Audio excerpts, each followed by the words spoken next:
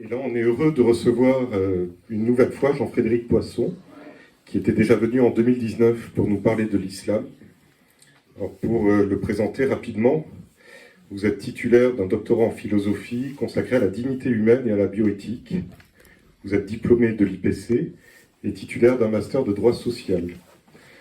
Vous entrez en politique en 1993, élu maire de Rambouillet dans les Yvelines de 2004 à 2007, président de la communauté d'agglomération de Rambouillet de 2009 à 2017, député des Yvelines de 2007 à 2017. Vous êtes président du Parti démocrate chrétien depuis 2017, parti qui a pris le nom de VIA, la voix du peuple, en 2020. Vous êtes l'auteur de nombreux ouvrages, dont le dernier Soins palliatifs, la vraie alternative à l'euthanasie, publié en 2023 chez MAM, qui est ici, que Jean-Frédéric vous dédicacera à la fin de la conférence sans problème. Et donc c'est de ce sujet-là dont nous allons parler ce soir, car à nouveau se profilent des projets de loi sur la fin de vie. Il est essentiel de savoir ce que cela peut entraîner, connaître les alternatives possibles, qui sont souvent tues ou méconnues. Indispensable de se former pour pouvoir défendre la vie de son commencement à sa fin naturelle. Voilà, de savoir comment accompagner les personnes en fin de vie avec une grande dignité. Le mot dignité est un peu trop souvent galvaudé lorsqu'il s'agit de la fin de vie. Donc je laisse la parole à Jean-Frédéric. Il y aura un temps de questions après. Voilà, puis une petite intervention de Pierre, qui est le délégué départemental de VIA pour le 64.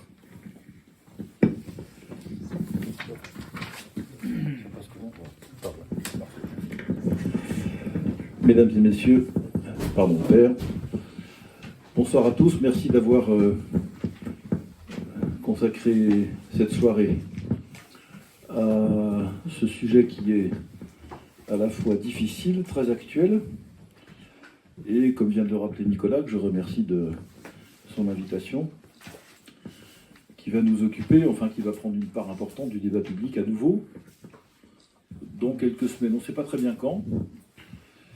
J'y reviendrai. Je n'ai pas l'intention de vous faire une intervention politique ce soir. C'est pas ça qui m'intéresse. Même s'il y a des questions sur le sujet, évidemment, je y répondrai volontiers. Il y a un petit aspect dans la décision qu'a prise il n'y a pas très longtemps le Premier ministre de séparer les deux textes. Vous avez entendu parler de ça, bien sûr. Je vous en dirai un mot. Mais mon problème n'est pas de savoir de traiter politiquement cette question. C'est peut-être même pas tant de vous dire toute la critique ou tout le mal qu'il faut penser de la légalisation de l'euthanasie ou du suicide assisté, même si là encore, je serai amené bien sûr à évoquer cette question un peu en détail. Mais si j'ai écrit ce petit livre, c'est parce que déjà en 2015, vous avez entendu parler de la loi Claes-Leonetti, un certain nombre d'entre vous qui s'intéressent à cette question, bien sûr, qui a légaliser ce qu'on appelle la sédation terminale profonde, c'est-à-dire le fait d'endormir les patients pour une dernière fois quand on considère qu'il n'y a plus grand-chose à faire et que la vie est en train de quitter les personnes qui sont sur leur lit de douleur. Donc il y a eu un débat déjà à cette occasion, mais l'euthanasie, la question de la légalisation de l'euthanasie est un sujet récurrent dans le débat public français. Pendant des décennies, la question ne s'est pas posée.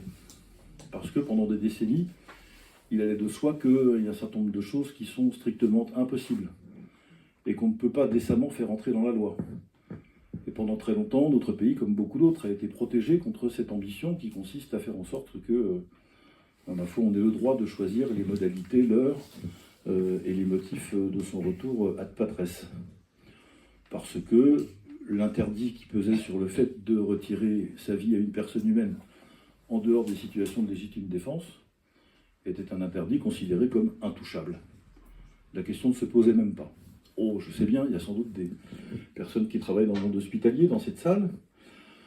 On sait bien que, de tout temps, et même bien avant que le débat sur l'euthanasie ne vienne sur le devant de la scène, il y avait des pratiques euthanasiques dans les services hospitaliers qui étaient cachées, camouflées, qu'on détournait le regard pour ne pas regarder ça de trop près, pour des tas de raisons, certaines audibles, d'autres des pures raisons de gestion économique et de place dans les lits, qu'il était beaucoup moins. Mais en tout cas, personne n'avait dans l'idée de mettre cette question sur le devant de la scène, parce que il était très clair pour tout le monde que l'individu n'est pas souverain, qu'il ne peut pas tout demander, et qu'en tout cas, il y a des choses, quand il les demande, auxquelles ils doivent se voir opposer un refus net et sans discussion. Non, personne ne vous retirera la vie parce que personne n'a le droit de le faire, quelles que soient les circonstances. Ça n'est plus le cas aujourd'hui, parce que il ne vous a pas échappé que la marque du monde dans lequel nous vivons, c'est une espèce de, j'étais sur le point de dire une folie, qui consiste à considérer que du moment que je veux quelque chose, je dois pouvoir l'accomplir ou je dois pouvoir être satisfait. Ça va des choses assez anodines, qui ne sont pas tant que ça en fait. Si je veux pouvoir travailler de chez moi et pas dans les bureaux de mon entreprise, ben je veux pouvoir faire du télétravail. Ça n'est pas sans conséquence sur les organisations, mais c'est un exemple parmi tant d'autres. De manière plus grave, si je veux pouvoir changer de non pas de sexe, c'est une illusion, mais changer de genre, d'identité, de ce que vous voulez, je dois pouvoir le faire. Si je veux un enfant à tout prix, je dois pouvoir l'avoir. Si je ne peux pas bénéficier des techniques de procréation assistée, et si ça n'est pas possible, l'acheter. Le commander sur Internet et déterminer comme quand vous achetez une voiture, avec les options. Le patrimoine génétique, la couleur des yeux, des cheveux, le QI des parents, enfin voilà, vous pouvez. Je ne vous invite pas à le faire parce que c'est une horreur, mais il y a des sites internet tout à fait spécialisés là-dedans et ça vous coûtera environ 25 000 $ pour vous acheter l'enfant de vos rêves. Donc dans ce monde-là, il n'est pas étonnant qu'arrive, comme une évidence, le fait que on doit pouvoir solliciter le concours d'un tiers pour mettre fin à ses jours quand on le souhaite. Alors, la législation actuelle, comme je vous le disais tout à l'heure, elle prévoit déjà que, depuis d'ailleurs 2005, puis renforcée en 2015, il n'est plus, depuis 2005 cette fois-ci, une faute de cesser d'administrer des soins à un patient pour qui visiblement ça ne sert plus à rien. Alors autrefois ça s'appelait l'acharnement thérapeutique. C'est-à-dire on maintenait en vie, même de manière très artificielle, des personnes dont on savait qu'elles n'avaient absolument aucune chance de recouvrir un état de santé meilleur, ou un état meilleur, ou un état de conscience, etc., voilà, qui étaient en train de partir, ou qui étaient déjà en état de coma dépassé, comme on dit, mais on les maintenait artificiellement en vie parce que les médecins pouvaient être inquiétés pénalement si jamais, de leur propre initiative, ils mettaient fin au traitement et donc provoquant ainsi directement la mort de leurs patients. Ça a été supprimé par la loi de 2005, puisque la loi de 2005 a considéré que, non pas l'acharnement thérapeutique, mais l'obstination déraisonnable, était précisément déraisonnable, et donc arrêter des traitements pour une personne qui n'en avait plus aucun bénéfice, n'était plus considérée comme fautif. Et donc on pouvait, non pas provoquer délibérément la mort d'un patient, ça c'est interdit, mais prendre acte d'une certaine manière que l'impuissance de la médecine, étant ce qu'elle est, que au contraire la faiblesse croissante de la nature, l'incapacité d'un corps à supporter l'animation par une âme, tout ça devait conduire à de temps en temps arrêter les traitements et provoquer de cette façon la mort du patient.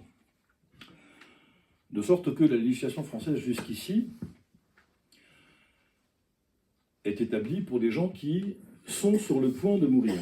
La loi Claes-Leonetti dit que si effectivement on a épuisé tous les traitements, qu'on est face à un patient qui est dans une situation de douleur particulièrement vivace, on sait soulager tout ça, mais on sait qu'à un moment, à force de soulager les douleurs avec des calmants, ma foi, la surdose de calmants provoque, à un moment ou à un autre, le décès du patient mécaniquement, à force d'administrer de la morphine à quelqu'un, finit par mourir d'étouffement, c'est quelque chose de mécanique quasiment. Et donc pour éviter ce genre de choses-là, les députés Claes et Leonetti ont imaginé une proposition de loi que le Parlement a adoptée il y a une dizaine d'années, qui prévoit la sédation terminale profonde, comme je le disais, c'est-à-dire le fait que, dans des situations particulières, et pour les patients qui sont sur le point de mourir, les traitements ayant échoué, la situation pouvait justifier qu'on endorme de manière définitive ce patient et que cet endormissement serait le dernier. C'est pour ça qu'on appelle sédation, le fait de faire dormir, profonde. Alors, il y en a qui sont réversibles, d'autres non, je ne veux pas rentrer dans ce détail-là parce que ça nous emmènerait un peu loin. Terminale parce que c'est la dernière fois.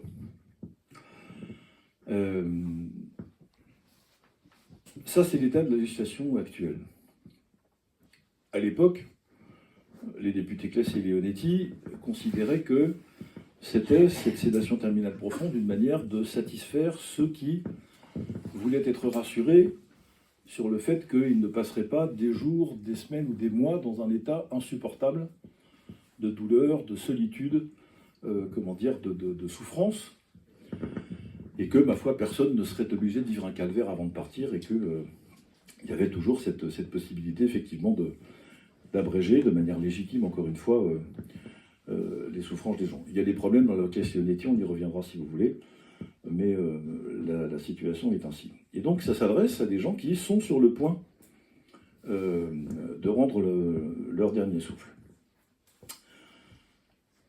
Le débat dans lequel nous sommes avancés et qui va revenir sur le devant de la scène ces jours-ci est un débat qui est faussé. Parce que quand on réfléchit à la perspective de notre fin de vie, ou quand on interroge l'opinion publique sur ces questions, les enquêtes d'opinion en général sont faites à peu près toutes de la même manière, et en réalité, il ne nous est proposé qu'une alternative à deux branches. C'est-à-dire, si jamais vous étiez atteint d'une affection très grave, douloureuse, souffrante, en fait, vous n'avez devant vous que, pour l'instant, une seule possibilité. Celle de terminer vos jours sur... Alors, je vais forcer le trait pour faire exprès. Terminer vos jours dans des souffrances atroces, une solitude terrible, sur un brancard dans un sous-sol de l'hôpital, avec le néon qui clignote, la peinture qui se décolle, et quelqu'un qui vient vous voir de temps en temps quand on a le temps. Et ça peut durer longtemps. Qui a envie de vivre ça? Évidemment, personne. Et puis, il y a des gens qui vous disent, c'est soit ça, soit effectivement, si vous faites ce qu'on demande à l'État, vous aurez la possibilité, si vous en avez marre, de dire, maintenant ça s'arrête et je décide que quelqu'un va venir pour abréger mes souffrances et mettre fin à mes jours. Alors, il y a deux problèmes dans cette... Enfin, s'il y en avait que deux, on va voir qu'il y en a beaucoup plus que ça, mais le premier problème, c'est qu'il n'est pas vrai de dire que quand on est atteint d'affections très graves, y compris très douloureuses et très souffrantes, on est condamné à vivre ça endolori, souffrant et seul. C'est même le contraire, c'est ce que je vais essayer de vous dire tout à l'heure en décrivant un peu la pratique des soins palliatifs. Et la deuxième chose, et c'est là qu'on voit qu'on est dans une espèce de mensonge qui est grave, parce que ça ne permet pas aux citoyens que nous sommes d'avoir une idée claire de cette question. La loi actuelle est faite pour les gens qui sont sur le point de mourir. Sont sur le point de, c'est quand? Personne n'en sait rien. Nous avons tous dans notre entourage, plus ou moins proche, des familles où nous-mêmes avons demandé un jour à des médecins qui nous disaient, voilà, la fin est proche, la première question, c'est quand proche? Les médecins disaient, personne n'en sait rien, parce que personne n'en sait rien. C'est indécidable, s'il n'y a pas de signe particulier, ça peut être demain matin ou plus tard. En tout cas, cette conviction de la mort prochaine repose sur l'expérience et la connaissance du monde médical, l'état du patient. Enfin, il y a même quelques critères objectifs qui peuvent déterminer que, évidemment, on est plus près de la fin que du début, pour dire les choses de manière un peu directe. Donc la législation est faite pour les gens qui vont mourir, avec l'idée que, effectivement, il y a un moment où il ne sert à rien de continuer à administrer des traitements à des personnes qui n'en tirent aucun bénéfice, qu'il ne sert à rien de maintenir en vie artificiellement des personnes qui n'ont plus la force d'entretenir toutes seules suffisamment d'énergie vitale, pour ainsi dire, pour continuer d'exister. Et donc, quand on est là, on a trouvé des moyens maintenant légaux d'abréger ces souffrances-là de manière inutile. La loi qui nous est présentée est faite pour les gens qui non pas qu'ils vont mourir, qu'ils veulent mourir. Et ça n'est pas du tout la même chose. Parce que ça a deux conséquences. La première, c'est effectivement le recours d'un tiers ou le concours d'un tiers est requis, tant dans l'administration des substances létales pour pratiquer l'euthanasie, la plupart du temps c'est une piqûre, hein. Enfin, c'est un liquide qu'on injecte dans une transfusion à base de chlorure de je sais pas quoi, enfin un poison, qui met fin à la discussion. Et quand il s'agit du suicide assisté, je reviendrai sur le suicide assisté tout à l'heure, on va solliciter quelqu'un pour qu'il vous donne la plupart du temps des pilules.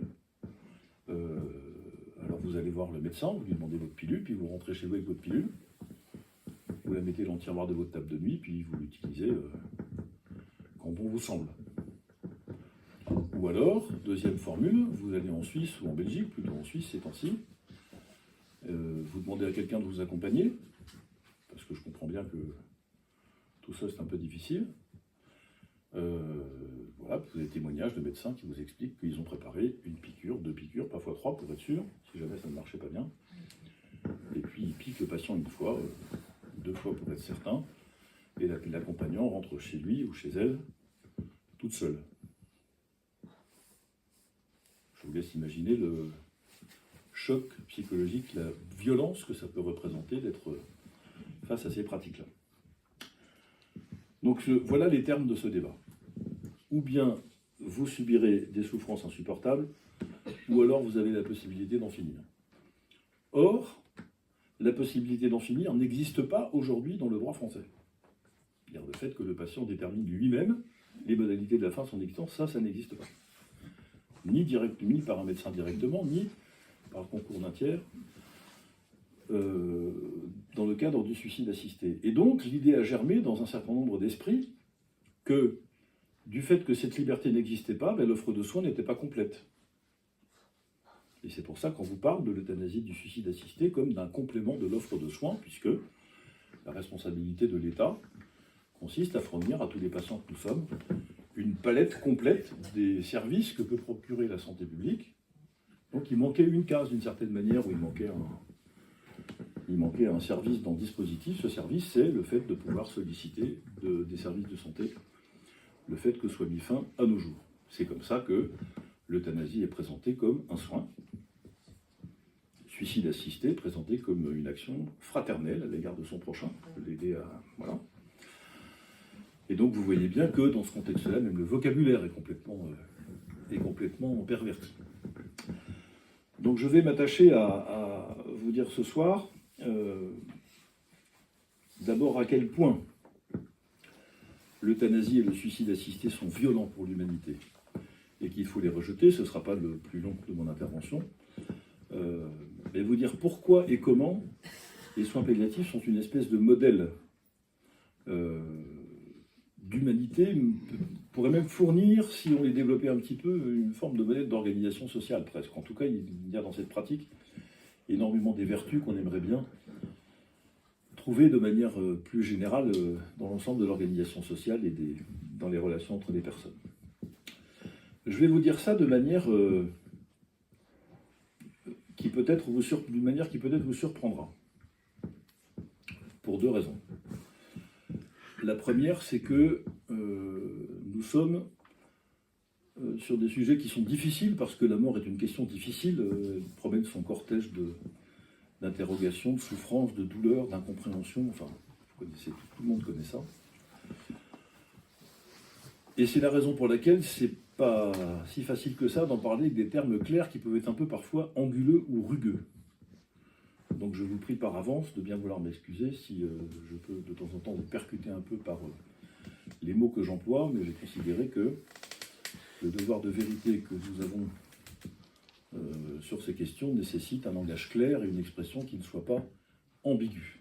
Rassurez-vous, s'il faut arrondir les angles, je sais le faire, donc je le ferai quand je penserai devoir le faire, mais ce ne sera pas toujours le cas. Puis la deuxième chose, c'est que je souhaite que vous ne soyez pas choqués de temps en temps si mon ton est un peu souriant ou ironique. Ce sont des... D'abord, ceux qui me connaissent un peu, il y en a dans cette salle, ça c'est un peu ma manière de parler habituellement. Mais par ailleurs, c'est aussi un outil rhétorique pour détendre un peu l'atmosphère, parce que comme ce sont des sujets qui sont lourds, de temps en temps, il faut se donner un petit peu d'oxygène pour pouvoir continuer tranquillement. Donc je ferai en fait 3 choses. La première chose que je vous dirai, c'est ce qu'il en est en fait de l'euthanasie et du suicide assisté. Comment est-ce qu'on peut les apprécier sur le plan moral, sur le plan éthique, qu'est-ce que ça veut dire? Première question à laquelle je tâcherai de répondre. La deuxième, c'est j'essaierai de décrire la pratique des soins palliatifs. Alors je ne le fais pas comme le personnel soignant que je ne suis pas, mais je le ferai comme philosophe et comme citoyen. Ce que j'en ai compris, et c'est l'objet du livre que j'ai écrit, j'essaierai de vous dire quelle est la conception, la vision de l'homme, la philosophie qui sous-tend la pratique des soins palliatifs. Que veut dire cette pratique? Quels sont les principes qu'elle véhicule? Qu'est-ce qu'elle nous dit en réalité? Que nous disent les soignants, les accompagnants de soins palliatifs, ou les soins palliatifs? Et la troisième chose que je vous dirai, ce sera assez bref, la gravité de la situation nécessite que tous ceux qui pensent nécessaire de lutter contre la légalisation de l'euthanasie doivent se retrousser les manches. Alors, je vous dirai ce que j'en pense et comment. Nous ne sommes pas dépourvus de moyens, même si la balance ne semble pas pencher plutôt de notre côté pour le moment. Mais ça n'est jamais sans, comment dire, sans bénéfice, même si on ne les voit pas, que on sème la bonne parole et qu'on propage le bien autour de soi. C'est ce que je vous dirai pour conclure. Là, il sera à ce moment-là environ 3h15 du matin, donc vous pouvez rentrer chez vous tranquillement. L'euthanasie est assez simple à décrire. Elle consiste à ôter la vie d'une personne en dehors des situations de légitime défense. Il n'y a qu'une circonstance dans laquelle on n'est pas inquiété. Je mets la guerre à part. Hein. La guerre des soldats, c'est autre chose, ou des policiers, non, c'est autre chose. Mais même les policiers ou les gendarmes, vous avez compris que quand ils ne sont pas en cette situation de légitime défense, ils n'ont pas le droit de canarder n'importe qui pour n'importe quel motif, et c'est très bien ainsi. Il n'y a que la légitime défense qui peut faire en sorte, ou qui peut expliquer que vous retiriez la vie d'une personne sans être inquiété par la justice. Encore faut-il que l'acte par lequel vous tuez celui qui vous a agressé soit proportionné, soit immédiat. Enfin, même dans cette circonstance, il y a des modalités particulières qui doivent être réunies pour que la justice ne vous inquiète pas. La raison est très simple. Il est interdit de tuer son prochain. Sinon, ça va rendre l'existence quand même beaucoup plus compliquée. C'est plus difficile de constituer une société si, pour une raison ou pour une autre, on a le droit de trucider celui qui vous prend un peu d'eau d'oxygène, qui vous bouscule dans le métro, enfin il n'y a pas de métro à Lourdes, mais dans le bus à la gare, ou j'en sais rien, qui froisse une aile sur le parking du supermarché, j'en sais rien, mais il peut y avoir 150 raisons. C'est interdit de tuer son prochain. Même si on ne l'aime pas, même s'il vous ennuie, même s'il fait du bruit, même si... c'est interdit. Ce principe ne souffre pas d'exception. Et c'est comme tous les principes, et comme tous les États qui ne souffrent pas de, comment dire, les logiciens disent il n'y a pas de troisième possibilité. Vous êtes souverain ou vous ne l'êtes pas. Une femme est enceinte ou elle ne l'est pas, de par un peu ou à moitié, ou non, c'est oui ou non. Là, c'est interdit ou ça ne l'est pas. Les logiciens disent il faut qu'une porte soit ouverte ou fermée. Quand elle est entrebâillée, elle est ouverte. Il est interdit de tuer. Point. La loi ne met pas d'adverbe, pas d'adjectif, pas de complément, pas de liste avec des tirets. Non, c'est interdit, point. Dès que vous commencez à dire sauf, 2 points, vous mettez un premier tiret pour commencer votre énumération, et je vous fiche mon billet que quand vous commencez une énumération, elle a vocation à se compléter. Dans les pays où l'euthanasie a été légalisée, prenez l'exemple de la Belgique,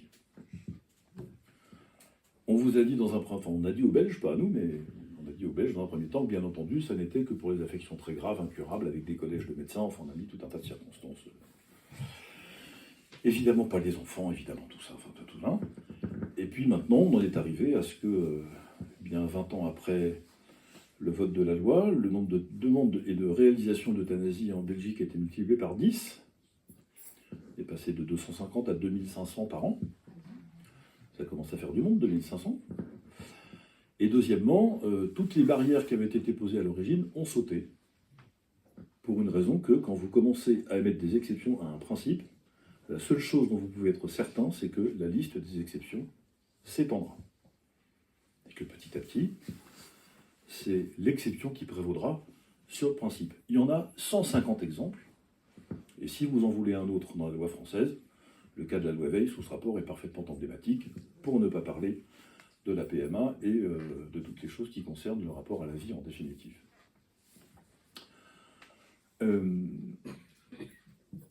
La deuxième chose qu'on peut évoquer, c'est que, à propos du suicide assisté, il y a quelque chose qui est étonnant. Alors, il se trouve que pour un tas de raisons, j'ai siégé pendant 5 ans, j'ai représenté le Parlement au sein de l'Observatoire national du suicide, qui est un organisme qui est constitué auprès du ministre de la Santé pour aider les pouvoirs publics à réfléchir sur les thématiques de prévention du suicide. Et quand vous voyez l'ensemble des moyens qui sont déployés par l'État pour prévenir contre le suicide, si vous avez 3 minutes, allez sur le ministre de la Santé, le site du ministère de la Santé, pardon, et regardez à l'onglet prévention du suicide, il y a des pages et des pages et des pages, avec des numéros verts de l'écoute des équipes de terrain, enfin, beaucoup trop peu. Enfin, il y a des efforts considérables qui sont déployés pour prévenir contre la pratique du suicide. Et alors, miraculeusement, on viendrait nous dire que si vous faites votre suicide dans votre coin tout seul, faut pas. Mais si vous demandez à quelqu'un de vous aider, ça c'est bien. C'est bizarre quand même, ça n'est pas facile à comprendre. Et dans les deux cas, c'est la même chose. Tuer quelqu'un, ça n'est pas bien, mais s'il y a un protocole, une procédure et une loi, ça va. Donc voler une tablette de chocolat dans une épicerie, c'est pas bien, mais si vous le faites avec une procédure et un protocole, ça se discute.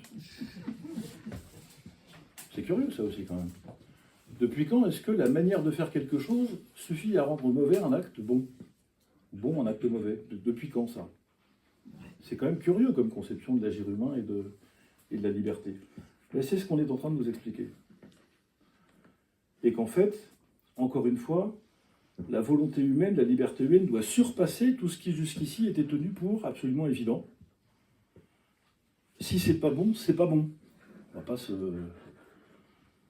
En particulier en termes de santé, d'être malade, bah, c'est moins bien que d'être en bonne santé. Des fois, vous pouvez décliner ça tranquillement, mais pour la mort, non. Il y a des raisons spirituelles à ça. Il ne faut pas se voiler la face. Même si l'Occident s'est beaucoup déchristianisé, puis là, maintenant, ça remonte. On est encore loin des périodes de gloire, mais bon. Mais le combat pour la défense de la vie entre les anges du bon Dieu et les anges du diable, celui-là, c'est pas arrêté, celui-là. Et il y a, on voit bien, des tas de textes, des tas de déclarations, des tas de choses. Il y a une volonté de domination des hommes sur un certain nombre d'autres hommes. Et un certain nombre d'entre eux ne seront pas satisfaits tant que Dieu aura été évacué définitivement de la maîtrise qu'il exerce en tant que créateur sur le genre humain. L'enjeu spirituel, c'est celui-là. Après, il y a des enjeux beaucoup plus prosaïques et beaucoup plus terre-à-terre. Si la souveraineté de l'individu ne doit pas avoir de limite, alors il ne peut pas avoir de limite pour soi. Vous entendez beaucoup cet argument, c'est mon choix. Ah oui, mais on peut imaginer quand même que ce choix en question, même s'il est individuel, n'est pas sans répercussion sur l'entourage, le corps social et tout ce qui s'ensuit, matériellement ou symboliquement. D'ailleurs, je voudrais vous faire remarquer ceci, et je vais terminer sur ce chapitre par cette remarque.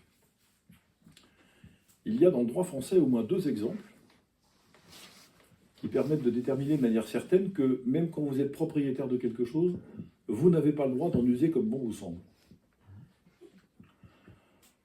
La première que tout le monde connaît, c'est l'héritage. Vous n'avez pas le droit de déshériter vos enfants. Pas complètement. Vous avez une part disponible, si bien, mais il y a une part que vous devez leur transmettre, même si vous êtes fâché à mort avec eux, mais ça n'a pas d'importance, il y a une part que vous devez leur transmettre. Cette part est définie par la loi, elle représente une certaine proportion de la succession, et vous devez de toute façon leur en donner un bout, même si vous ne leur avez pas parlé depuis je en même temps. La deuxième, ce sont les congés payés. Si, admettons, avec votre employeur, ça ne se passe pas très bien, vous tombez d'accord sur le fait qu'il faudrait que vous partiez, parce que vous êtes d'accord pour vous séparer, et puis vous trouvez que ça traîne un peu, alors il traîne des pieds pour des tas de raisons. Voilà. Et puis vous lui dites, pour que ça aille plus vite, parce que vous commencez à en avoir un peu à la casquette, vous lui dites, bon, c'est pour accélérer le mouvement, j'accepte que vous ne me payez pas mes congés payés, comme ça vous me payez le reste, et puis on s'en va et on ne parle plus. C'est interdit. Vous n'avez pas le droit de renoncer à vos congés payés. Et il y a un point commun entre l'héritage et les congés payés, quel est-il? On considère que pardon, la transmission du patrimoine relève de l'ordre public social. Ça fait partie de la cohésion sociale et on assure que le patrimoine se transmette au moins pour partie pour que, précisément, la solidité et la solidarité entre les générations s'effectuent et que cette transmission se fasse autant que possible, génération après génération. Pour les congés payés, on considère qu'il y a là aussi une dimension d'ordre public social, de sorte que, eh bien ma foi, tout ce qui a été acquis de haute lutte par les générations antérieures ne soit pas remis en cause, même de manière très ponctuelle et très individuelle, par quelqu'un qui déciderait que finalement ça n'a pas beaucoup d'utilité ni d'intérêt. Dans ces deux cas, on considère que la liberté individuelle est contenue dans des limites qui ne lui permettent pas d'exercer une pleine et entière volonté sur des choses qui pourtant vous appartiennent. Alors, la question qui est posée, par laquelle je termine cette première partie, est-ce qu'on doit considérer qu'on est propriétaire de sa vie? J'en suis pas certain, en tout cas quand on est croyant, on ne l'est certainement pas. Et même quand on ne l'est pas. Si on ne peut pas agir comme on veut avec sa part d'héritage ou ses congés payés, vous imaginez bien qu'avec sa propre vie, il peut y avoir aussi quelques limites. En tout cas, ça pourrait provoquer quelques réflexions et quelques questionnements. En tout cas, il n'est pas vrai de dire que la souveraineté de l'individu doit s'exercer sans limite sur tous les sujets, parce qu'il y a déjà des sujets sur lesquels elle ne s'exerce pas. On peut considérer que la vie humaine et sa propre vie en est un aussi. Quoi qu'il en soit, légaliser l'euthanasie et le suicide assisté revient de manière très simple à instaurer un permis de tuer dans la loi, qui est la plus grave des transgressions qu'on puisse imaginer dans un corpus juridique, avec toutes les répercussions symboliques que j'évoquais tout à l'heure et qui ne manqueront pas de se faire valoir. Et légaliser le suicide assisté veut dire tout simplement demander à un tiers de devenir complice par fourniture de moyens de la disparition d'une personne humaine. Voilà ce que nous nous apprêtons à inscrire dans le Code pénal français, parce que la dernière nouveauté, c'est qu'évidemment, avec la loi Claeys-Leonetti, on était dans le Code de la santé publique. Là, il va falloir toucher au Code pénal. Ce n'est pas du même ordre. On n'est pas simplement dans des pratiques de santé.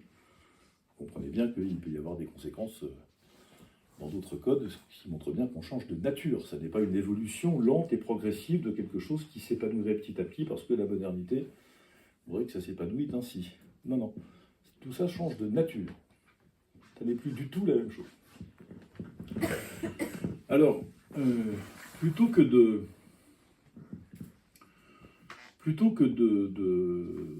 s'engouffrer dans cette légalisation de ces pratiques mortifères, on aurait dû d'ailleurs, développer la pratique des soins palliatifs qui est dans la loi française depuis 1999. C'est à Bernard Kouchner, célèbre pour d'autres raisons, mais alors ministre de la Santé, on doit une loi sur le droit des patients. Et dans cette loi sur le droit des patients, il est écrit en toute lettre que n'importe quel patient a le droit de bénéficier des soins palliatifs s'il en fait la demande. N'importe quel, ça veut dire n'importe où, à n'importe quel moment du jour et de la nuit, et dans n'importe quel service de santé. Ce qui aurait nécessité que soit développé partout en France, dans tous les services de santé publique de France et de Navarre, des unités de soins palliatifs en nombre suffisant pour que les gens puissent y accéder facilement. Former les gens, déployer les bras, et faire la promotion des soins palliatifs. c'est très étonnant, c'est le grand méconnu en fait de la santé publique, c'est la pratique des soins palliatifs. Personne ne parle de ça jamais. Vous n'entendez pas par la télévision, il n'y a pas de campagne d'information, il n'y a rien de tout ça. Comme si c'était gênant de faire la promotion de la pratique qui est certainement une des plus humaines et des plus profondes, des plus charitables, au tous les sens du terme, des activités de santé. Ces soins palliatifs sont une pratique qui est l'antithèse de la légalisation de l'euthanasie et du suicide assisté. Et c'est une antithèse pour plusieurs raisons. La première, c'est que les soins palliatifs partent du principe que on cale l'accompagnement, je reviendrai sur leur nature et leur contenu dans un instant, on cale l'accompagnement sur le rythme auquel le patient évolue. C'est-à-dire qu'on n'accélère pas sa mort, on ne cherche pas à lui imposer telle ou telle conclusion, tel ou tel protocole, telle ou telle chose, non. On prend d'abord en compte son état, on le prend tel qu'il est, avec une seule obsession, ou un seul objectif, l'obsession c'est au bon sens du terme, faire en sorte que les derniers instants de sa vie soient les plus dignes possibles. Les plus dignes, ça veut dire que le patient puisse être en situation de rétablir sa propre image pour lui-même, parce qu'on constate, disent les personnels de santé, qu'il y a beaucoup de demandes d'euthanasie qui proviennent du fait qu'il y a une telle dépréciation de l'image de soi de la part des patients qu'ils ne peuvent plus le supporter, donc ils demandent à en finir.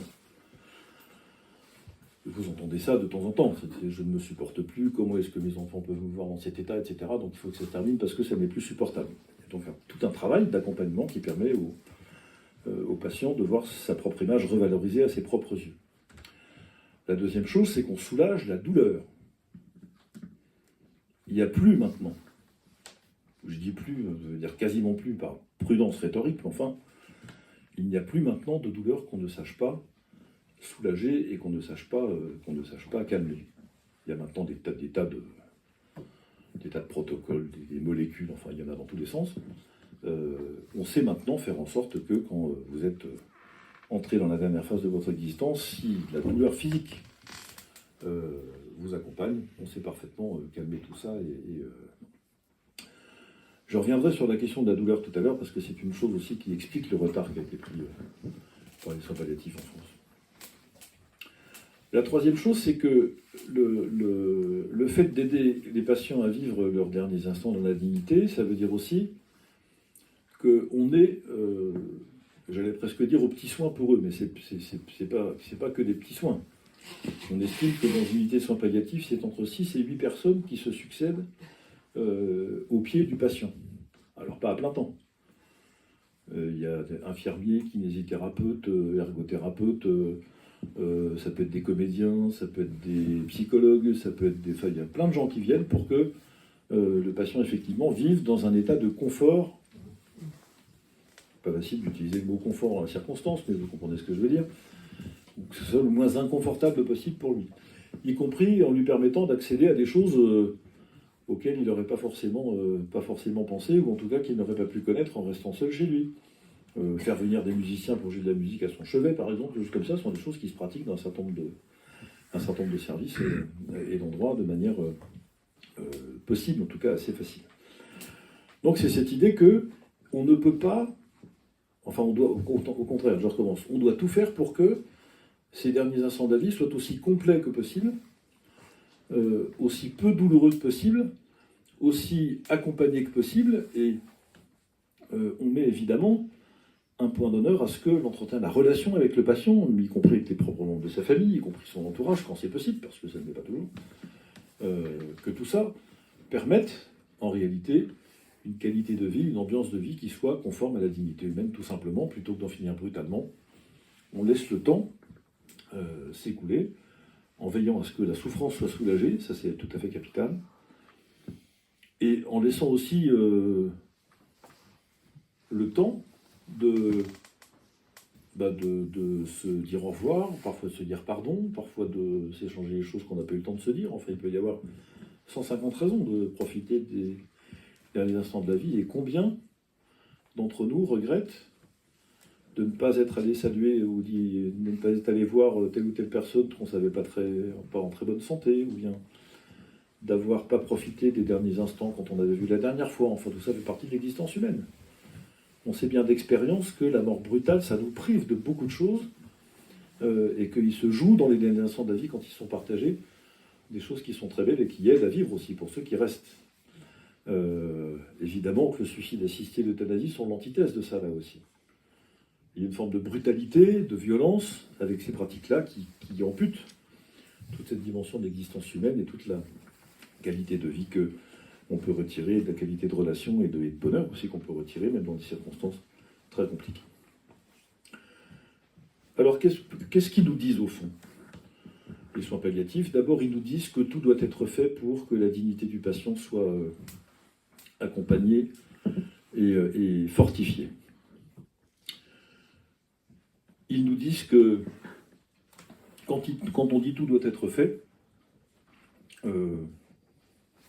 par tous les moyens, je veux dire par là, y compris les plus inattendus, les plus ingénieux, avec les moyens du bord, en utilisant pour telle situation des choses que jamais personne n'aurait, ou des objets que jamais personne n'aurait pensé à utiliser, parce que il y a une espèce d'humilité devant l'état du patient qui force ceux qui s'en occupent à être intelligents, à être malins, à être observateurs, à être inventifs, à être etc., etc. C'est une situation humaine qui est pour ça très étonnante et très rassurante aussi.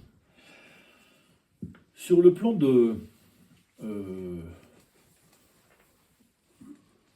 des principes philosophiques ou de la vision de l'homme que portent les soins palliatifs, il y a un premier principe qui consiste à rappeler à tout le monde qu'il y a un devoir d'accompagner celui qui est en situation de faiblesse. Tout le monde comprend bien ça. Ça fait écho à la phrase qui est au chapitre 4 de la Genèse, que tout le monde connaît. Vous savez, c'est quand Caïn, qui vient de tuer son frère, essaie de se cacher, parce qu'il comprend qu'il a fait un truc qui n'était pas... Et alors, ouais, il fait son oseille, puis évidemment, le bon Dieu le rattrape. Et il lui dit, Caïn, qu'as-tu fait de ton frère? Caïn répond, suis-je le gardien de mon frère?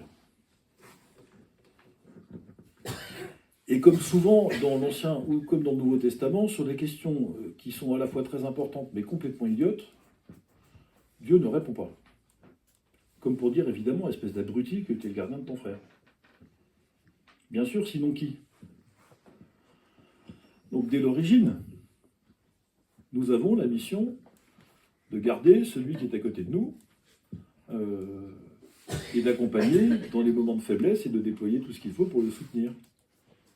C'est ça, être gardien de son frère, c'est pas simplement garder un œil dessus quand il est au square en s'assurant qu'il ne traverse pas la route ou que... c'est pas simplement ça.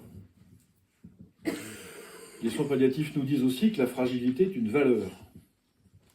Ça, c'est très anti-moderne, ça, que la fragilité soit une valeur. C'est-à-dire qu'il y a quelque chose qui se déploie dans la situation de faiblesse des hommes et qui appelle justement à ce qu'il y a de plus actif, de plus humain, de plus aimant dans chacun d'entre nous. Et donc, en ce sens, c'est une valeur. C'est quelque chose qui doit avoir du prix. Alors, ça ne veut pas dire qu'il faut absolument maintenir des gens en situation de fragilité permanente pour qu'on soit sûr qu'il y ait de la valeur, c'est pas ce que je suis en train de vous dire. Mais on ne peut pas considérer que fragilité égale rejet. Or, dans le monde où nous sommes, c'est pas la fragilité qui est une valeur. Malheur est à ceux qui sont lents, à ceux qui sont handicapés, à ceux qui sont peu mobiles, à ceux qui sont pas très instruits, à ceux qui sont pas riches, à ceux qui comprennent pas bien, à ce malheur, à tout ça. Le modèle de l'humanité moderne, c'est le consommateur en pleine possession de ses moyens, en parfaite santé, et qui vote correctement. Si en plus il peut voter correctement, c'est encore mieux. C'est ça le modèle de l'humanité triomphante. C'est pas l'enfant. le modèle de l'humanité qu'il faut soigner, accompagner, soutenir, etc. C'est pas du tout ça. Et donc, la fragilité est une valeur, elle a tellement de valeur qu'il faut s'en occuper et que, pour aucune raison, on ne doit rejeter son voisin parce qu'il est en situation de faiblesse. C'est le contraire. Les soins palliatifs nous disent que la douleur ne sert à rien. Et c'est pour ça qu'il faut la soulager. Alors ça, dans l'univers moraliste dans lequel a grandi l'Occident depuis Emmanuel Kant, un peu, c'est-à-dire depuis le début du XIXe siècle, ça c'est pas facile à entendre, parce que qu'est-ce qu'on n'a pas entendu sur... on a souvent entendu, c'est la souffrance du Christ sur la croix qui sauve l'humanité. C'est pas la souffrance, c'est l'offrande. C'est pas du tout la même chose. C'est pas du tout la même chose. Dans ce livre, j'ai écrit un chapitre qui s'appelle « La douleur ne sert à rien ou presque ». Si, la douleur sert à quelque chose, elle a une fonction physiologique. Elle est là pour vous dire qu'il y a un truc qui va de travers, qui n'est pas normal. Donc il faut y faire attention. Mais c'est tout. La douleur ne sauve pas, elle ne vous rend pas meilleur. Le fait de subir sans la soigner ne fait pas de vous ni des héros ni des saints. Rien du tout. D'une certaine manière, on pourrait même dire que ne pas soigner la douleur qu'on a, c'est d'une certaine manière ne pas prendre soin de ce que le bon Dieu nous a confié. Donc on pourrait renverser l'argument de manière tout à fait certaine. La souffrance, l'offrande de la souffrance et l'offrande de la douleur peuvent être l'occasion d'un progrès moral et d'un progrès spirituel. Ça, sûrement. Mais le fait de subir passivement sans rien faire, certainement pas.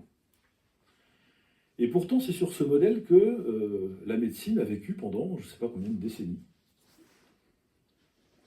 Regardez, par exemple, ce que nous avons tous connu, enfin, pour ceux d'entre nous qui ont malheureusement besoin d'aller chez le médecin ou à l'hôpital.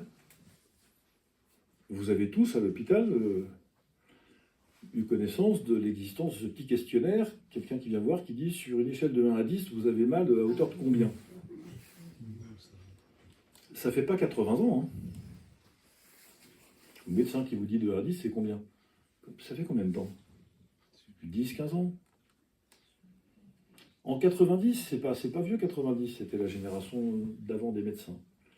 On organisait encore des colloques pour expliquer aux médecins qu'il fallait soulager la douleur dans les services hospitaliers.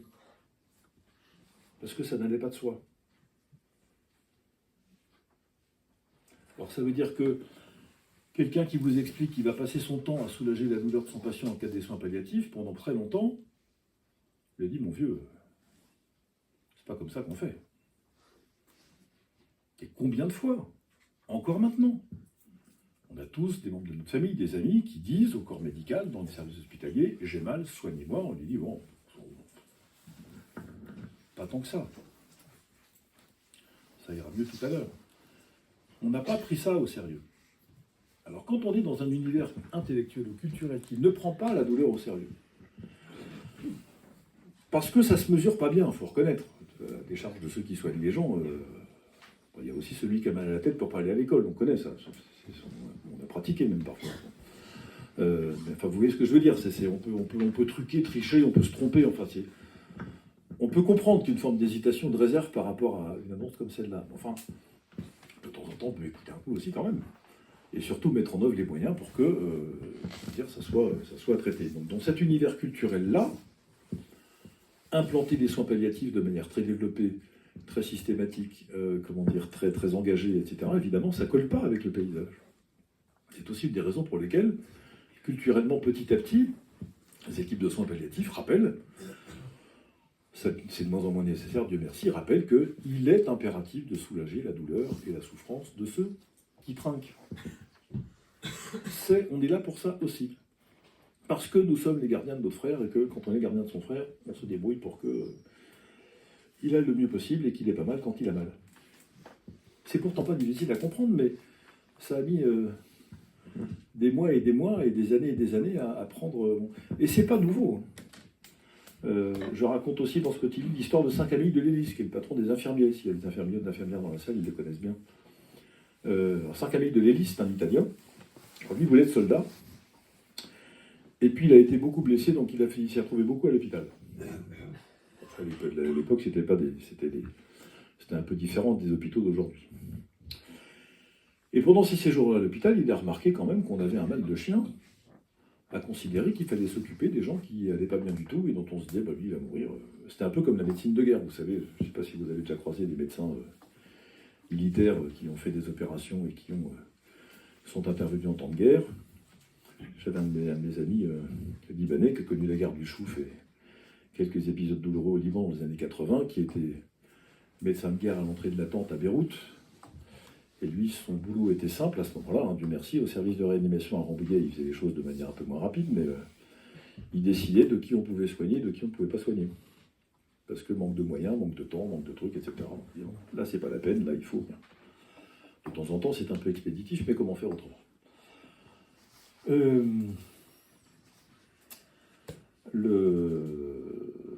ne sais plus où j'en étais avant d'avoir été interrompu par moi-même. Saint-Camille de Lélis, merci madame. Et alors lui, il a vu qu'effectivement, on avait beaucoup de mal à prendre en compte ou à dépenser des moyens au bénéfice de ceux qui étaient en train dont on savait qu'ils allaient pas survivre longtemps. Alors il s'en est inquiété, c'est la raison pour laquelle il a rédigé la première charte de soins infirmiers de l'histoire de la médecine, au XVe siècle. Et il a inspiré ainsi, cette idée qu'il fallait absolument s'occuper même des gens qui étaient à l'article de la mort, parce que, quand bien même ils seraient à l'article de la mort, eh bien, ils sont des personnes dignes, et que, comme on ne perd jamais la dignité que nous obtenons du fait d'être créatures de Dieu, eh bien, ce statut nous vaut qu'on s'occupe de nous jusqu'à la dernière seconde de notre existence. Mais ça ne va pas de soi, parce que dans les années 30, en France, il y a eu une querelle entre deux écoles de cancérologie, une à Toulouse, une à Paris, avec des campagnes nationales, des campagnes d'affiches, des articles de presse, enfin des trucs monumentaux. On commençait à l'époque à mettre sur pied des services de cancérologie et à traiter le cancer. En fait, on retardait plutôt l'échéance que on le guérissait. Aujourd'hui, on le guérit, enfin on le guérit un certain nombre en tout cas. Et alors la querelle entre les deux médecins, un parisien et un toulousain, c'est qu'il y en a un qui disait, écoutez, on va pas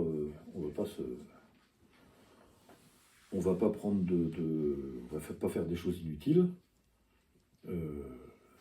C'est pas la peine de dépenser des moyens, insupportables et qui ne servent à rien pour soigner des gens qui ne guériront pas. Et l'autre qui disait, si. Encore une fois, ça n'est pas parce qu'ils sont à l'article de la mort qu'il ne faut pas s'occuper d'eux. Donc c'est pas que à la Renaissance.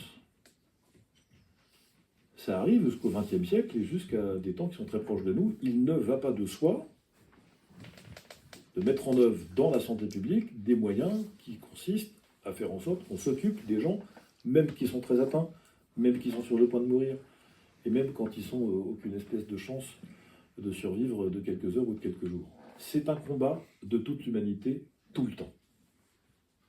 Pourquoi ? Parce qu'il y a ce fond très moderne, là encore, au pire sens du terme. Je ne suis pas sûr d'ailleurs qu'il y ait de bon sens du mot moderne, on peut avoir cette conversation un autre jour. Cette idée selon laquelle la dignité, on l'acquiert puis on peut la perdre. Vous entendez ce discours tout le temps. Il faut faire attention, s'occuper des chômeurs, ce que je crois. Parce que quand on a perdu son travail, on a perdu sa dignité. J'espère que non. Je comprends ce qu'on veut dire. Mais stricto sensu, j'espère que non. De deux choses l'une. Ou alors, toutes les personnes humaines sont dignes, sans exception, sans restriction et sans condition. Ou alors non. À ce moment-là, il faut dire pourquoi et lesquels. Si vous êtes chrétien, ceux qui sont croyants en tout cas, pas que les chrétiens, d'autres croyants que nous pourraient dire ça, toutes les personnes humaines sont des créatures de Dieu, elles tiennent cette dignité du simple fait qu'elles sont des créatures de Dieu, et ça ne s'en va jamais parce que jamais rien n'arrêtera ni n'empêchera le fait que toutes les personnes sont des créatures de Dieu. Une fois pour toutes. parce qu'elles sont libres. D'ailleurs, ceux qui ne sont pas croyants considèrent que la dignité est manifestée par le fait que de tout l'univers, l'homme est le seul être qui ait une liberté personnelle, une conscience, et qui soit capable d'être la cause responsable de ses actes. Croyant ou non, c'est ce qu'on entend la plupart du temps quand on parle de dignité. Et donc ça, c'est pareil. Si vous êtes une personne humaine, vous avez la capacité d'être la cause responsable et libre de vos actes. Sinon, vous n'êtes pas une personne humaine, vous êtes une taupe, une pierre, une cascade, une marguerite, je ne sais pas moi. Autre chose. Donc de deux choses l'une, on est digne ou on ne l'est pas. Mais si on ne l'est pas, il faut dire à partir de quand, jusqu'à quand et qui le décide. Mais vous sentez bien que dès qu'on commence à dire ceux qui ne sont pas dignes, il faut dire à partir de quand, pourquoi et qui le décide. Quand vous tirez un peu sur la pelote, vous arrivez assez rapidement à la description de situations sociales ou de régimes politiques ou de doctrines qui ne sont pas extrêmement sympathiques. Toutes les dictatures reposent sur le fait qu'il y a deux catégories de personnes, ceux qui sont des citoyens, parce qu'ils sont reconnus comme tels par le régime, et ceux qui ne le sont pas. Ceux qui sont des citoyens sont protégés par le droit, de ceux qui ne le sont pas, on peut faire ce qu'on veut. On les torture, on les met à la mer, on les emprisonne, on fait ce qu'on veut, on les découpe en rondelles, on fait des expériences dessus, enfin, tout ce que vous voulez. Les soins palliatifs nous disent il n'y a pas d'exception au principe de la dignité inadmissible, c'est-à-dire qui ne s'en va pas, de la personne humaine. Tout le monde peut bénéficier de soins palliatifs parce que tout le monde est digne, quelles que soient les circonstances de son existence, etc. Quelles qu'elles soient. Voilà encore un message porté par les soins palliatifs qui est l'antithèse de l'euthanasie, puisque l'euthanasie, on vous explique que précisément, dans la mesure où, vous connaissez cette phrase terrible, c'est devenu un légume. Vous avez déjà entendu ça? Mais comment est-ce qu'on peut prendre 2 secondes de recul sur cette phrase? Ça veut dire qu'il n'est plus capable de poser des opérations au-delà de ce qu'une carotte est capable de faire pour pousser. Et même une carotte, ça pousse tout seul, donc même lui est plus capable de poser l'opération que pose une carotte. Mais ce n'est pas un légume, pour autant. Ça reste une personne qui n'est pas beaucoup capable de grand-chose, comme diraient les Québécois, mais ça reste une personne. Ça n'est pas un légume. Et vous voyez comment le vocabulaire peut nous dire, bah oui, donc c'est à changer de catégorie. Si c'est un légume, il n'y a pas de raison que ce soit protégé par le droit. Le droit ne protège pas les légumes, comme vous avez pu le remarquer. Sauf si c'est mes légumes. Mais si c'est mes légumes, c'est pas les légumes qui sont protégés, c'est moi. Parce que comme je les ai achetés, ils sont à moi.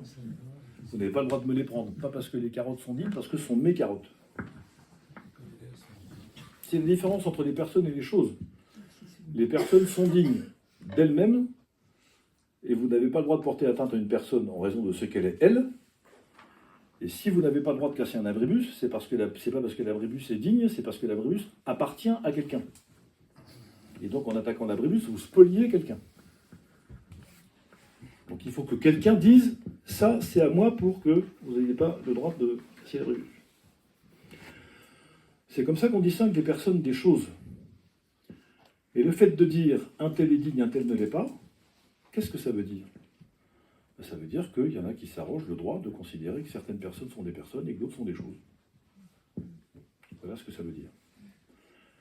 Et vous trouverez, pour terminer sur ce point, je vois l'heure qui passe et je vais rattraper par la pendule. Quand j'ai dit 3h du matin, c'était une blague tout à l'heure, hein, vous avez bien compris, non? Ok. On trouve dans le rapport qui préparait les débats des lois de bioéthique du printemps 1994, une phrase qui résume tout et qui dit bien quel est l'état dans lequel nous sommes. À l'automne 1993, Édouard Balladur est Premier ministre. Il demande à Jean-François Mattei, ça vous parle Jean-François Mattei? un rapport sur les lois de bioéthique. Et le député Mattei, qui est encore à l'époque le professeur de médecine, très grand professeur de médecine génétique à la Timone à Marseille, ministre de la Santé moins performant, mais enfin c'est un grand médecin, il remet un rapport au Premier ministre dans lequel on trouve cette phrase, dans l'introduction, pour dire quelle est l'intention des lois de bioéthique. Alors, les lois de bioéthique à l'époque, c'est l'instauration de la procréation médicalement assistée dans le droit français, avec un certain nombre de considérations sur les greffes, les transplantations d'organes, etc., toutes ces choses-là. Et voici la phrase qu'on trouve dans l'introduction de ce rapport, qui résume à peu près notre débat de ce soir, en tout cas, la position qu'on devrait prendre par rapport à cette phrase. Je vous la cite verbatim. Il appartient désormais au corps social de fixer lui-même les limites au-delà desquelles il ne reconnaît plus la forme de la condition humaine. Je recommence. Il appartient désormais au corps social de fixer lui-même les limites au-delà desquelles il ne reconnaît plus la forme de la condition humaine. Fin de citation. Médecin, député, rapporteur de la loi bioéthique. Ça vous campe le paysage. Ça veut dire très clairement, il appartient à l'homme de choisir qui est homme et qui ne l'est pas. C'est-à-dire qui est protégé par le droit et qui ne l'est pas. Qui est digne et qui ne l'est pas. Ça revient au même. Derrière l'État, il y a les hommes. Et voilà le climat philosophique dans lequel se pose le débat sur les soins palliatifs et l'euthanasie. Les soins palliatifs vous disent au fond, non, c'est pas à nous de choisir. On a une personne humaine qui est en situation de fragilité, on l'accompagne, on la soulage, on fait en sorte qu'elle vive le plus dignement possible des restes de sa vie, et on déploie tout ce qu'il faut pour ça.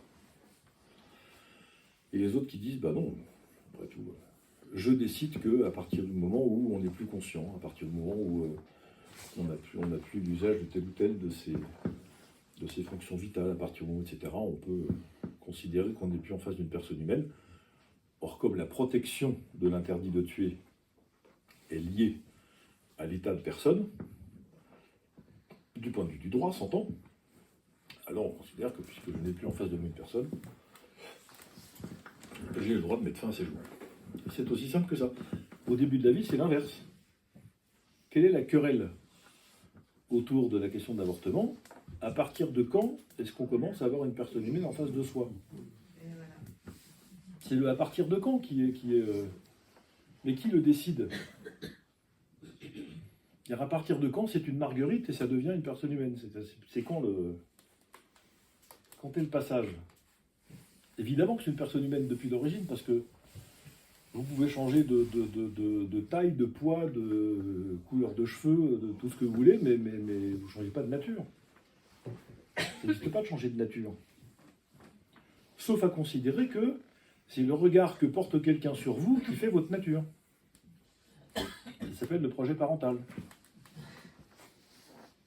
Un embryon dans un congélateur à côté d'une pizza, c'est un embryon. On peut faire des expérimentations dessus, le découper en morceaux, examiner son patrimoine génétique, le donner même à quelqu'un si on veut. Vous n'avez pas le droit de faire ça avec un adulte. Vous n'avez pas le droit de congeler un adulte, vous n'avez pas le droit de donner un adulte à quelqu'un d'autre, vous n'avez pas le droit de tout ça. L'embryon, oui. Jusqu'à ce que quelqu'un dise non, j'en veux parce que je veux que ça devienne mon enfant. Là, on n'a plus le droit d'y toucher. C'est bizarre comme mécanique quand même. Et vous croyez qu'entre-temps, il a changé de nature? Non, c'est toujours un... Si d'ailleurs on n'avait pas la certitude que c'est un embryon humain depuis l'origine, ça ne sert à rien de vouloir la récupérer pour... Donc tout ça est non seulement incohérent, mais très dangereux. Alors que faire? Calorifère, comme disent les marchands de chaudière. Premier élément, et peut-être je vais m'en tenir là parce que je ne veux pas non plus être... Il se trouve que j'ai participé à plusieurs débats radiophoniques avec des gens qui étaient des intervenants en soins palliatifs. Une infirmière, un kinésithérapeute, une ergothérapeute, une psychologue. Ces gens sont absolument admirables. Absolument admirables. Alors je priais le ciel pour ne pas avoir à parler après eux sur le plateau, parce que une fois qu'ils ont parlé, il n'y a plus grand-chose à dire quand même, pour être clair. Le sujet est tellement traité de manière éblouissante que c'est difficile de revenir sur des éléments rationnels et très, très froids, comment dire. Ce que je vous invite à faire, c'est de prendre connaissance des témoignages de ces soignants de soins palliatifs. Vous en trouvez des kilomètres sur n'importe quel site internet que vous voulez. Sur internet, c'est facile à trouver. Et il faut faire connaître ces témoignages. Nous avons le devoir de faire connaître mieux la pratique des soins palliatifs.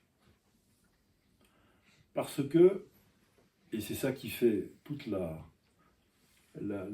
malice, au bon sens du terme, l'habileté de l'opération de scission qu'a opéré le Premier ministre en dissociant le texte sur les soins palliatifs du reste, c'est que le reste va apparaître pour ce qu'il est. Et que tout le monde va comprendre que, alors que tout était englobé dans une espèce de même truc sur la fin de vie,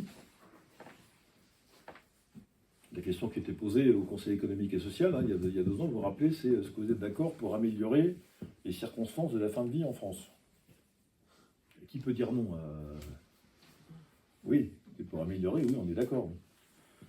On est d'accord pour dire que c'est problématique, on est d'accord donc pour améliorer, bien sûr que oui. Donc on met tout dedans, l'euthanasie, le suicide assisté, les soins palliatifs dans le même texte. Comme ça, on améliore les circonstances de la fin de vie en France. On élargit l'offre de soins, tout le monde est content. Ceux qui veulent des soins palliatifs, ils ont des soins palliatifs. Ceux qui veulent en finir tout de suite, en finissent tout de suite. Puis ceux qui veulent prendre un peu leur temps, prennent un peu leur temps. Tout va bien. Et là, en dissociant les deux,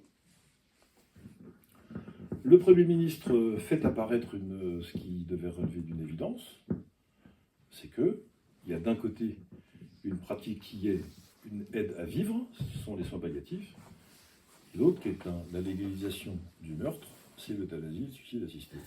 Point. Et ça ne va pas apparaître de manière absolument criante dans le débat parlementaire, parce que l'euthanasie n'aura plus de paravent pour se camoufler. C'est plus la fin de vie. C'est voilà de quoi on vous parle. Voilà, on avait faim au jour de... etc. D'ailleurs, les partisans de l'euthanasie sont tellement furieux que ça devait certainement être une bonne idée de l'avoir fait. C'est une preuve s'il en fallait une. Et ça promet en tout cas davantage de clarté. Donc dans cet intervalle, je pense que nous avons en partage cette responsabilité de faire mieux connaître la pratique des soins palliatifs pour que, d'abord, ça fait du bien autour de soi, puisque nous y avons droit. Ma foi, le jour où on en aurait besoin, après tout, c'est mieux de savoir comment ça se passe et pouvoir dire à son voisin que ça peut fonctionner. Puis petit à petit, les choses se propagent et je suis persuadé que entre l'opposition massive des soignants, à la légalisation de l'euthanasie, de toute profession, pour le coup, si l'opinion se mobilise un peu et qu'on commence à faire comprendre que, décidément, la France doit s'opposer à cette barbarie, on a quelques chances d'inverser le cours des choses. En tout cas, tout ce qu'on pourra faire pour valoriser cette belle pratique des soins palliatifs mérite d'être fait, et pour soutenir ceux qui s'en occupent, mérite d'être fait aussi. Ils méritent notre soutien, des moyens supplémentaires et notre gratitude. Je vous remercie de votre patience, je suis à votre disposition pour répondre à vos questions.